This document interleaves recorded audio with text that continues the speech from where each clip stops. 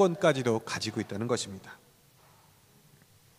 여러분, 이것은 아주 독특한 기독교만이 가지고 있는 이해입니다.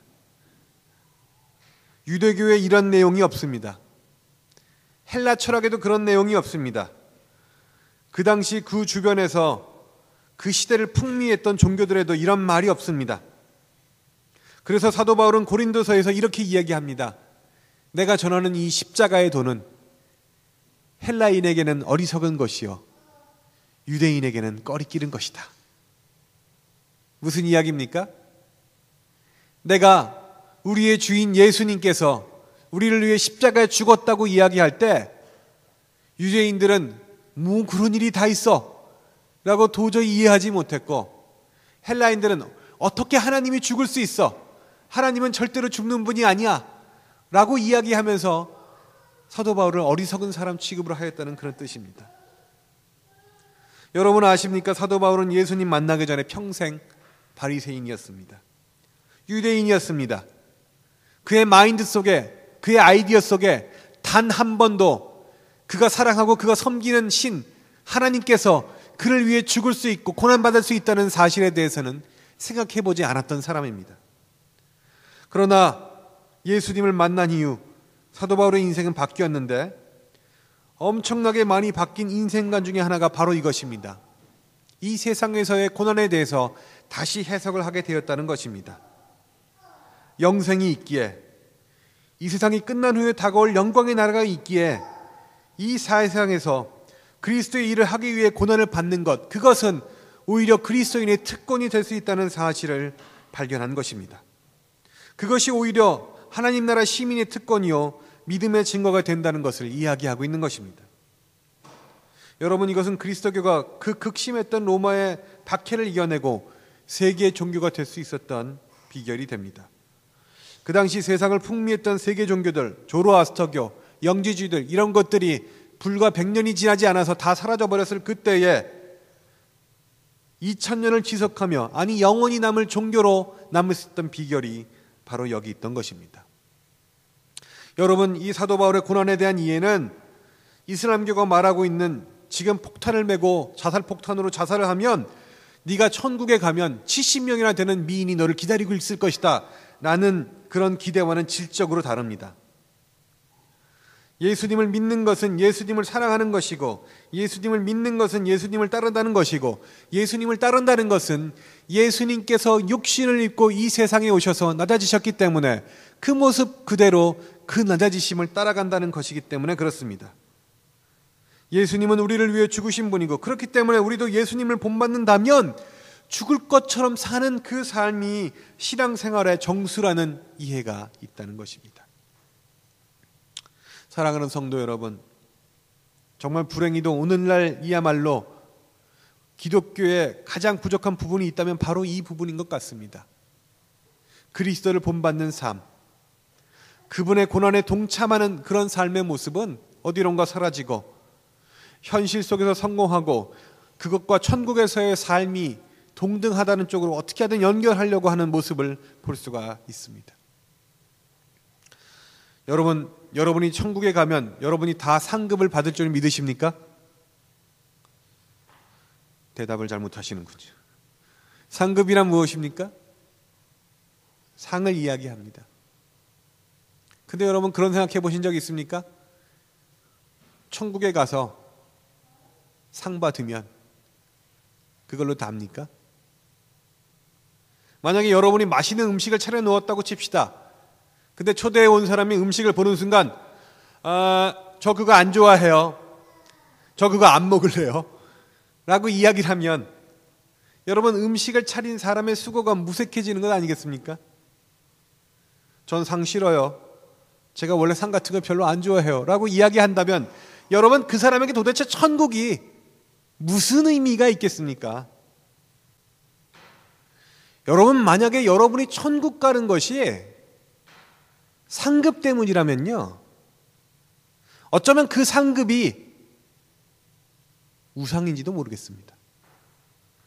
우리가 천국을 대망하는 것은 상급 때문이 아닙니다.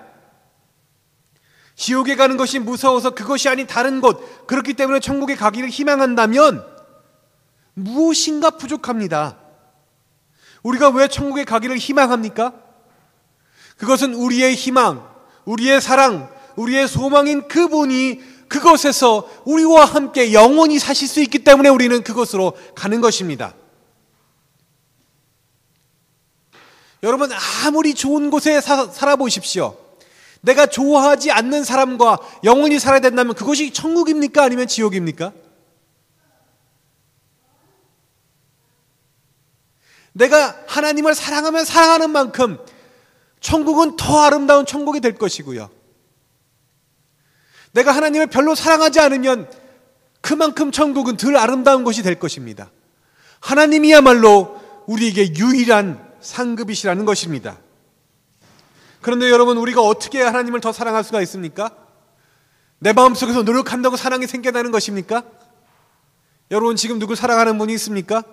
노력하면 됩니까? 그 사람이 싫어지기 시작했습니다. 노력하면 그 사람이 다시 사랑이 됩니까?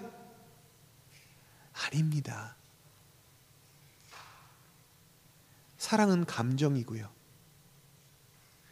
성경에서 말하는 그 사랑은 분명히도 은사요 열매인 것입니다. 여러분, 그 은사와 그 열매와 그 감정과 그 의지와 그 지성이 우리 가운데 점점 더 자라게 하려면 우리는 어떻게 해야만 되겠습니까? 이 세상에서 예수님의 고난을 본받지 않는 사람은 도저히 체험할 수 없는 것이 예수님의 사랑입니다. 이 세상에서 이 세상 사람들이 좋아하는 그것을 따라가지 않고 이 세상을 거슬러서 예수님이 좋아하는 그것만 따라가는 경험을 해보지 않는다면 여러분은 결단코 예수님을 이 세상보다 더 사랑할 수가 없습니다.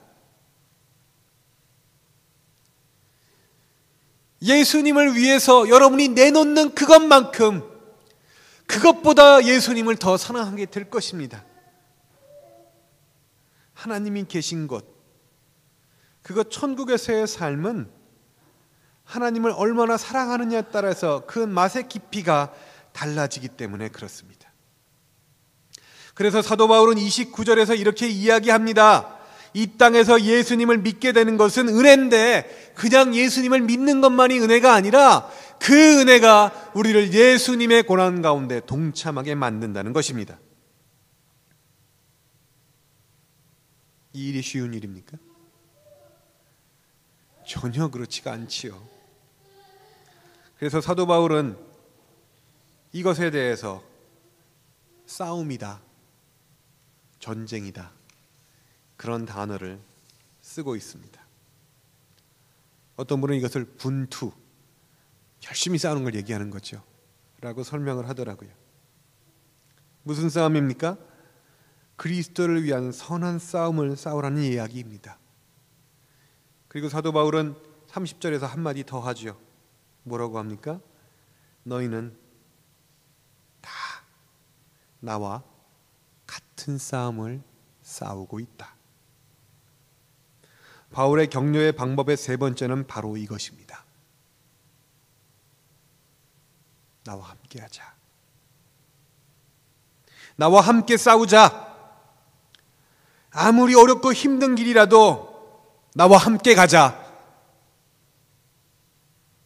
그러면 힘이 될 것이다.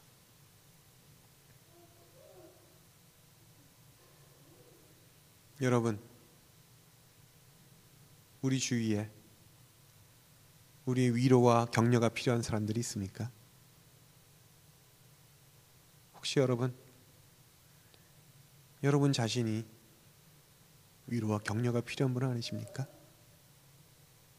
지금 이 시간 주님께서 우리에게 이렇게 말씀하십니다. 나와 함께 가자. 내가 널 위해 싸워주겠다. 쉬운 일은 아니겠지만 할 수 있을 거다.